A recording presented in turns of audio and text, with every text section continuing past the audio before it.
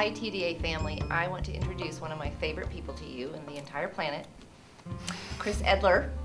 He is an awesome guy here. He has been with us since the very beginning and has taught a lot of things here, primarily really given oversight to leadership and excellence classes for our older students.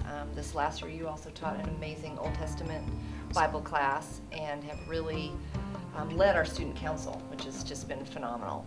But Kris, I just want you to know, has such a unique gifting and passion to raise up Daniels in this hour. Really focused on the high school and really even beyond into the college and the 20s and into the 30s. And he's got such a unique ministry among our midst here, and then also he works with Joseph International. But he's got so many just fun stories. So just tell us a couple things about how these kids can hear the Lord. And yeah, I think one of the most common questions that I get, I remember being at a Baptist camp a couple years ago, and I had this girl come up after I had taught about hearing God, and she said, "Pastor Kris, I think you're a liar," and I was kind of taken aback. That's not exactly what what you'd say. And it's like, well, what do you mean? She's like, I have tried hearing God my whole life. I've asked him questions. I've prayed. I've listened. She's like, I lit the candles and I turned the lights down. I did the whole thing. And she was like, honestly, I just don't think it's possible. Like, I really don't think that you can hear the Lord like that. And I think a lot of, not just students are in that place, but a lot of adults are in that place. And then they just don't admit it, know?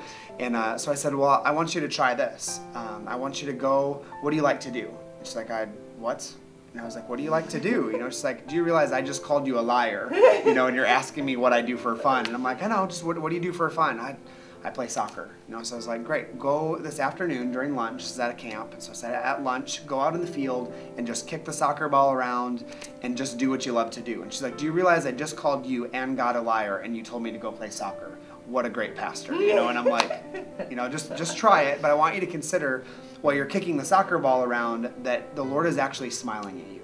Don't ask him any questions, just consider that he takes joy in it. And I, was being a little creeper and looking out the window as she's kicking the ball around the field, and as I was watching her, I see her sit down and she kind of does this number on the side of the field, and I knew she was getting emotionally touched. And so at lunch, or at dinner time, she comes back up, and I was like, hey, how's your time kicking the soccer ball around?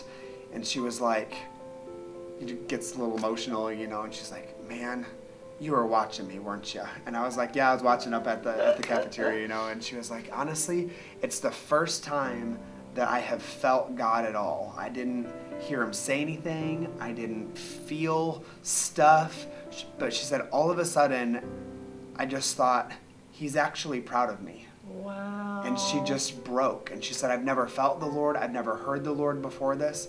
And she said, honestly, if I don't hear him say anything the rest of my life, just knowing that he is proud of me is enough. Wow. And so what I would dare you to do this week is consider, what is it that you like to do? Maybe it's soccer, maybe it's just walking outside, jumping on the trampoline, maybe it's being with friends or with family, but consider this week that the Lord is actually proud of you. So I dare you this week to do whatever it is that you love to do, to draw, to paint, to write, to do sports, but would you just consider the fact that the Lord is actually smiling at you?